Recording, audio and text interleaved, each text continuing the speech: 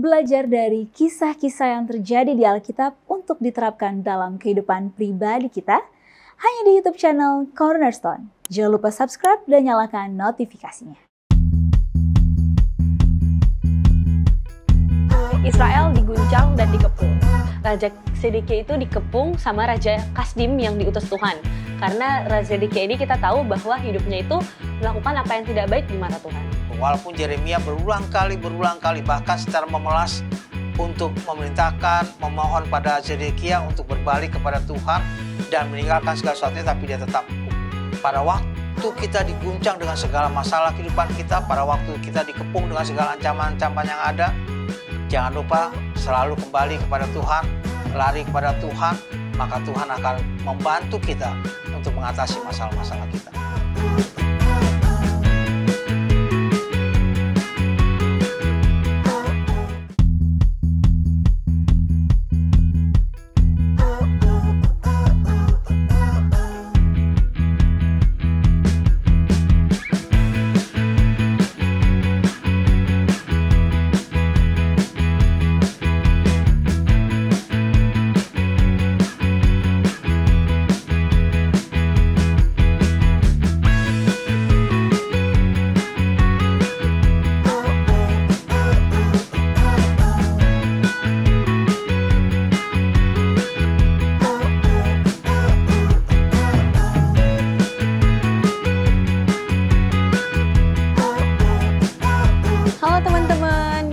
Gimana nih kabarnya? Pasti baik-baik ya.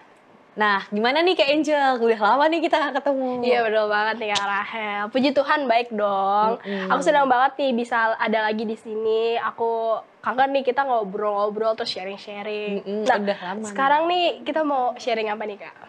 Jadi nih kita sharing sesuatu yang dalam Alkitab nih Kak, yang pastinya seru juga. Jadi di dalam Alkitab itu ada seorang raja yang bernama Zedekia. Nah, dia ini berumur 21 tahun dan menjadi raja 11 tahun Kak lamanya. Nah, ia memerintah di Yerusalem tapi tidak menuruti atau melakukan apa yang jahat di mata Tuhan. Nah, ia juga tidak merendahkan diri di hadapan Nabi Yeremia dan Nabi Yeremia yang pada saat itu sedang membawa pesan Tuhan.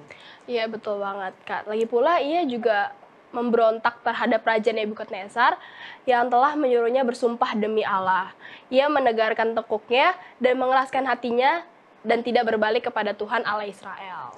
Nah, selain itu juga nih, dia pemimpin-pemimpin atau pada saat itu para imam dan rakyat juga seringkali nih berubah setia. Karena rajanya juga berubah setia nih Kak, dan mengikuti segala kekejian dari bangsa-bangsa lain. Nah, rumah yang bahkan dikuduskan untuk Tuhan di Yerusalem itu juga dinajiskan oleh mereka. Namun, Tuhan, Allah nenek moyang mereka, berulang-ulang mengirim pesan melalui utusan-utusannya karena ia sayang kepada umatnya dan tempat kediamannya. Tetapi mereka mengolok-olok utusan Allah itu, menghina segala firman-Nya dan mengejek nabi-nabinya. Oleh sebab itu, Tuhan murka dan bangkit terhadap umatnya sehingga tidak mungkin lagi pemulihan. Nah, Tuhan juga menggerakkan Raja orang Kasdim untuk melawan mereka.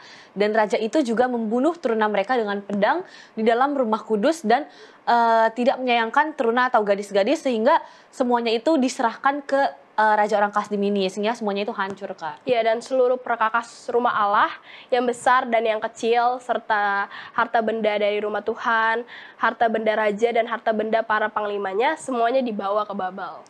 Nah, selain itu juga, mereka juga membakar rumah Allah, bahkan merobohkan tembok Yerusalem, dan juga membakar segala puri dalam kota itu. Jadinya budak-budak sampai kerajaan Persia itu semuanya berkuasa. Mereka yang masih tinggal dan yang luput dari pedang diangkutnya ke Babel, dan mereka menjadi budaknya dan budak anak-anaknya sampai kerajaan Persia berkuasa. Nah, selain itu juga dapat kita simpulkan bahwa genaplah firman Tuhan yang telah diucapkan oleh Yeremia, bahwa sampai tanah itu pulih dari akibat yang dilalaikan tahun-tahun sabatnya dan tandus selama menjalani sabat, hingga genaplah 70 tahun. Nah, sebelum kita lanjut mencari tahu apa yang dimaksud dari pelajaran kita saat ini, kayaknya kita kenalan dulu deh Kak. Oke. Jadi mulai dari aku ya Kak. Halo teman-teman, nama aku Brigita Tampu Bolon dari Jemaat Salemba. Halo teman-teman, perkenalkan nama aku Angelica dari Jemaat Salemba. Dan jangan kemana-mana, tetap di Cornerstone Connection.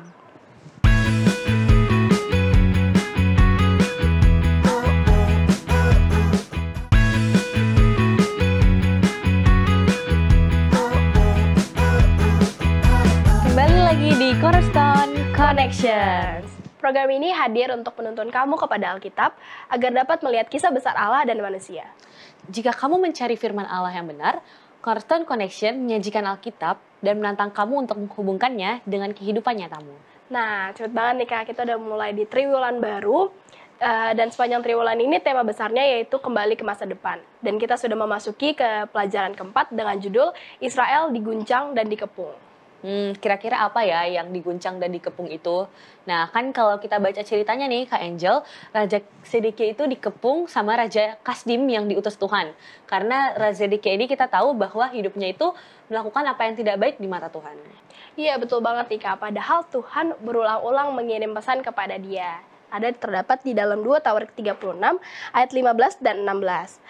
Dengan dikatakan, namun Tuhan Allah, nenek moyang mereka, berulang-ulang mengirim pesan melalui utusan-utusannya karena ia sayang kepada umatnya dan tempat kediamannya. Tetapi mereka mengolok-olok utusan Allah itu, menghina segala firman-Nya dan mengejek nabi-nabinya. Oleh sebab itu, murka Tuhan bangkit terhadap umatnya sehingga tidak mungkin lagi pemulihan. Nah, ayat ini juga mengingatkan kita. Coba deh kita pikirin betapa frustasinya atau apa sedihnya Tuhan. Seperti halnya juga yang umat yang sisa yang tentunya masih setia mungkin ya. Dan kita mengenal seseorang yang hatinya begitu dikeraskan karena mereka sudah sangat kebal terhadap gerakan hati Tuhan atau Roh Kudus dari teman atau juga orang asing yang telah mengingatkan. Iya, betul banget. Nah, sepanjang pekan ini kita akan belajar mengenai kekurangan seorang raja dalam hal keberanian moral untuk bertindak sesuai dengan keyakinannya yang menyebabkan bencana yang berdampak kepada keluarganya maupun rakyatnya. Nah, aku mau bacain sedikit nih dari sekilas cahaya yang ada di sekolah sahabat kita. Nah, di sekilas cahaya itu dituliskan bahwa dengan air mata, Yeremia memohon kepada Zedekia untuk menyelamatkan diri sendiri dan rakyatnya.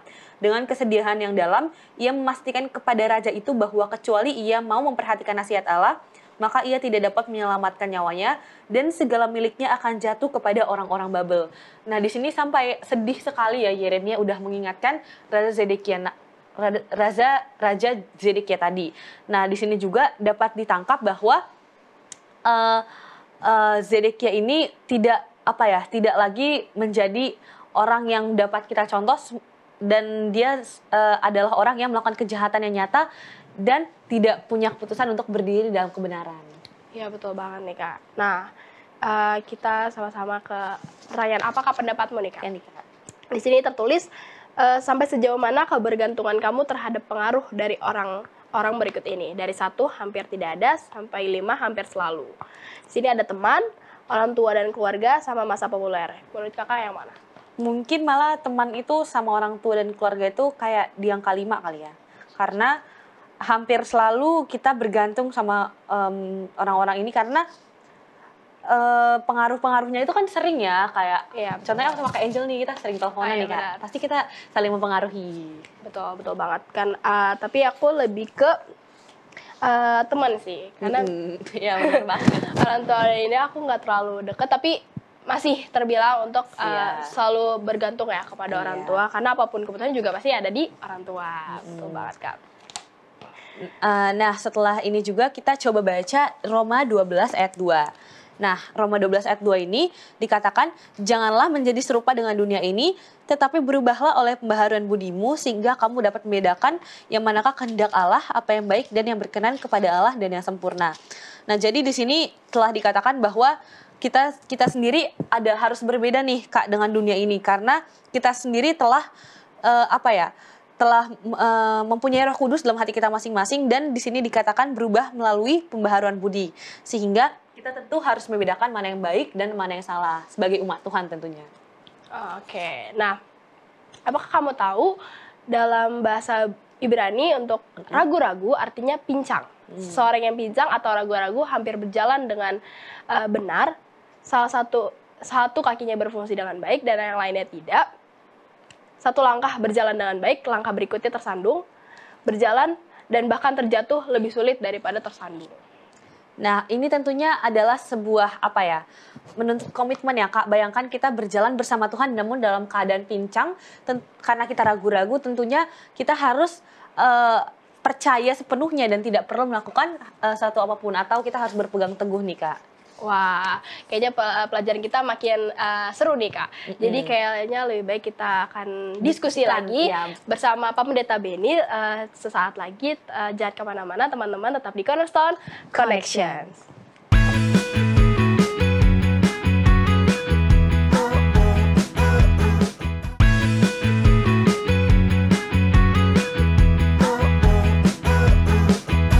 Kembali lagi di Cornerstone Connection. Nah, bersama kita sudah ada Pak Pendeta Beni Tamunan. Shalom, Pak Pendeta. Sehat-sehat ya? Iya, Amin, sehat, puji puji Tuhan. Tuhan.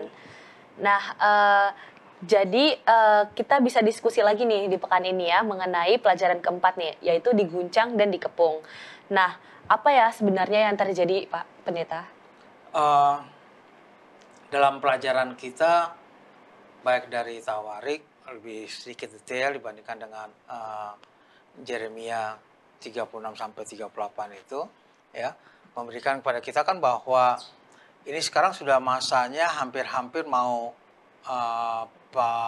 pengepungan, penawanan, ya, penawanan. Jadi dimulai dengan Zedekia, dia kan usia muda ya, pelajar sekolah sahabat kita katakan dia 21 tahun, 21 tahun, tapi dia memerintah hanya 11 tahun, ya, 11 tahun. Jadi 32 tahun dia sudah lengser, ya. Padahal orang biasanya 32 tahun masih naik dari segi karir, ya. Jadi dia kan merasa bahwa enggak, saya sanggup kok ini ya, saya kuat, saya bisa mengalahkan semuanya. Dan juga penasihat-penasihatnya bukan penasihat-penasihat yang memang baik untuk lari kepada Tuhan, tidak, ya. Pelajaran kita sebelumnya katakan bahwa masa-masa itu masa-masa di mana sebagian sudah keluar karena Tuhan suruh keluar, itu akan dihancurkan. Dia kan nggak mau, ya. Dia katakan nggak mungkin lah Tuhan hancurin ini semua, nggak mungkin, ya. Jadi dia rasa bahwa dia kuat, dia bisa melakukan segala sesuatunya dengan dirinya sendiri, bahwa apa yang dikatakan oleh Yeremia itu salah, ya, bahwa apa yang katakan itu tidak benar, ya. Dia tetap bergantung kepada kekuatannya, pada seluruh apa yang ada. Tuhan sudah sampai bilang kok ini akan hancur, bahkan segala peralatan-peralatan di dalam Ka'bah itu juga akan dibawa, ya. Tapi dia nggak percaya. Dia bukan lari kepada Tuhan kemudian mohon ampun, Tuhan kalau salah saya mohon ampun apa semuanya. Yang korban kan rakyat, ya, yang korban rakyat. Jadi kadang-kadang seorang pemimpin itu tidak memikirkan juga dari segi kekerasan dirinya, yang korban itu adalah rakyatnya. Seorang pemimpin sebenarnya harus juga memikirkan rakyatnya. Walaupun pilihan yang sulit tentunya, ya, pilihan sulitnya adalah masa harus menyerah sih, ya. Ya, rakyat itu kan harus kasih semangat, apapun semangat lah, pokoknya lawan semuanya gitu. Padahal lupa bahwa yang berfirman Tuhan, yang kasih tahu Tuhan gitu loh. Yang kasih tahu Tuhan. Sebenarnya dia harus balik kepada Tuhan untuk minta ampun kepada Tuhan, untuk memberikan yang terbaik bagi dia, bagi rakyatnya, supaya tidak terjadi hal yang seperti yang Tuhan firmankan. Tapi dia tetap mengeraskan hatinya, dia tetap bergantung kepada dirinya, bergantung pada penasihat-penasihat yang masih muda, dan akibatnya adalah pengepungan dan penawanan, serta kehancuran daripada Yehuda itu sendiri. Oke, baik Pendeta. Jadi kenapa cerita di drama di antara nabi-nabi palsu ini Raja Zedekia ada di dalam Alkitab? Apakah yang dikatakannya kepada kita itu mengenai manusia atau mengenai Allah? Kenapa kok yang jelek masuk di Alkitab?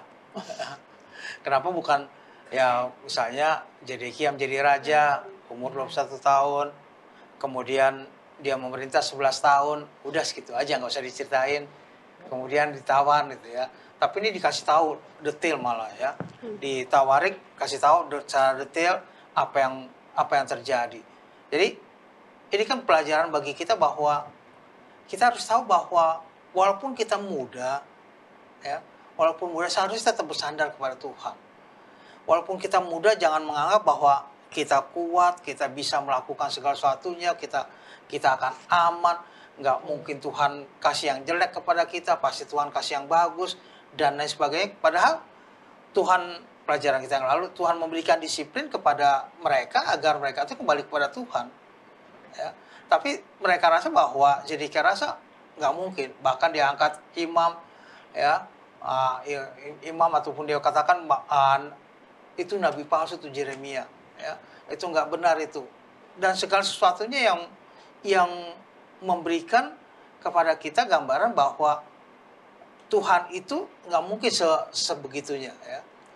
Dan pada waktu pekabaran itu sampai kalau kita baca Yeremia sampai, kalau bahasa saya selalu katakan, Yeremia sampai memelas gitu ya.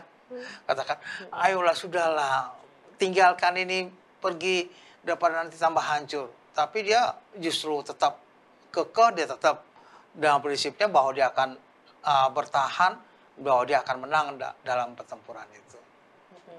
Nah, Pak Pendeta, mungkin ada beberapa pertanyaan lagi nih. Seperti apa Zedekia ini dalam cerita ini itu mengeraskan hati dan tegar tengkuk? Iya, teman-teman kan pengaruh ya. Iya. Kalau istilah dulu tuh pembisik-pembisiknya ya pengaruh ya. Padahal kita sebenarnya tetap ya teman-teman, kita berteman pada siapa saja, tapi pada waktu prinsip kalau sudah Tuhan bilang begini ya kita harus ikut Tuhan dibandingkan ikut teman ya.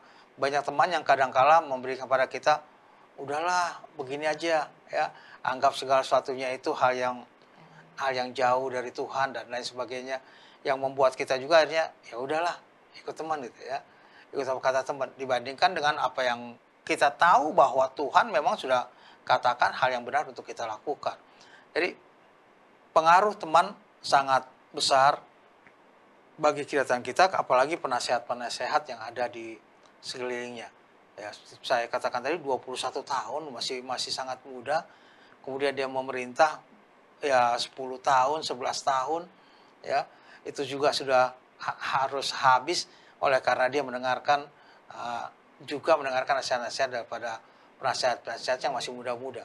Padahal kan pelajaran kita sebelumnya yang senior-senior ya, yang senior-senior, yang tua-tua itu kan sudah keluar dari kota kan, sudah keluar dari kota, mereka sudah tinggalkan kota, tapi dia rasa bahwa penasihat bilang enggak, kita tetap begini, kita bisa ini kan ya, bahkan Yeremia disalahkan untuk itu, ya akibatnya ya lebih hancur lagi. Oke, Pak Pendeta. Dalam cara seperti apakah usia Zedekia ini menjadi faktor pergumulannya sebagai seorang raja? Apakah pengaruh positif dan negatif dari menjadi seorang pemimpin yang muda? Iya, catatan saya, Zedekia itu raja kelima, ya, di mana Yeremia hidup. Jadi Yeremia pada waktu panggil Nabi masih Josia, kemudian terakhir adalah Zedekia pada waktu peristiwa ini terjadi. Jadi dalam faktor-faktor pergumulan harusnya kita harusnya mungkin karena rasa masih muda, tapi memang Zedekia kita tahu catatan sejarahnya bahwa memang dari awal juga dia sudah tidak begitu baik ya, tidak begitu baik. Jadi pada waktu dia menjadi raja dia tambah kekeh lagi dengan hal-hal yang tidak baik itu yang dia lakukan. Jadi harusnya dia bergumul sebagai raja, bukan hanya mementingkan kepentingan dirinya saja, ya, bukan hanya mementingkan gengsinya saja, ya, bukan hanya mementingkan prestisenya saja, tapi juga dia harus pikirkan pengikutnya, ya, rakyatnya, gitu loh. Walaupun banyak nasihat yang masuk dari teman-temannya itu memberikan hal yang bertentangan dengan apa yang Tuhan inginkan. Jadi faktor-faktor pengaruh kita itu sebagai seorang pemimpin itu kan pengaruhnya harus positif, ya kalian lah di rumah juga kan harusnya positif ya, teman-teman harusnya positif ya. Pelajaran kita yang lalu saya sudah kasih contoh misalnya segi waktu dan lain sebagainya, kita juga dari segi makanan ya, jam makan dan sebagainya itu kan pengaruh semuanya ya. Jadi itu akan berpengaruh walaupun itu mungkin kecil gitu ya, walaupun kecil. Saya ingat saya punya orang tua pernah berkata ya, saya ketemu dengan seseorang, kemudian mereka ngobrol, kemudian sudah lama sekali ya, udah berapa puluh tahun, kemudian ada seorang ibu pesan ke saya, saya ingin ketemu dengan orang tua kamu. Kenapa? Ya orang tua kamu yang kasih tahu kebenaran itu gimana. Saya mau terima kebenaran ini, saya mau orang tua kamu juga hadir. Saya bilang, tahun berapa? Udah lama sekali, tapi dia kemudian ingat akan hal itu. Jadi ada pengaruh. Tanpa kita sadari sebenarnya apa yang kita lakukan, apa yang kita ucapkan, apa yang kita perbuat, semuanya itu pengaruh kepada orang lain. Apalagi seorang pemimpin. Apalagi seorang pemimpin itu kelihatan jelas orang akan mengikuti. Ya, kalau pemimpinnya begini orang akan ikut semuanya. Kalau pemimpinnya ini orang akan ikut. Baik gaya ngomongnya, baik gaya apa semuanya orang akan banyak mengikutinya. Nah, selain itu juga ada cerita yang